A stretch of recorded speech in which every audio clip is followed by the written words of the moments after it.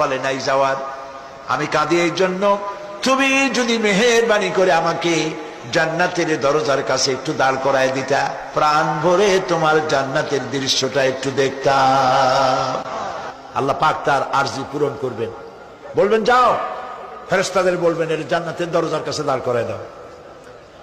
জান্নাতের দরজার কাছে দাঁড়িয়ে লোকটি আবার কান্না শুরু করবে। আল্লাহ পাক প্রশ্ন করবেন, এবার কান্দো কেন? লোকটি বলবে, রব্বুল আলামিন, কান্দি এই কারণে, জান্নাতের এই দরজায় দাঁড়ায়া জান্নাতের অফুরন্ত নেয়ামত কিছুই ভালো করে দেখা যায় না, শুধু অল্প জায়গা দেখি।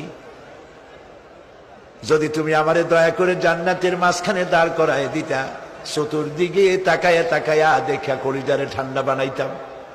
তবে আমি ওয়াদা করি, জান্নাতের কোন নাজ নেয়ামত, কোন ফল আমি খাবো না, ধরবো না।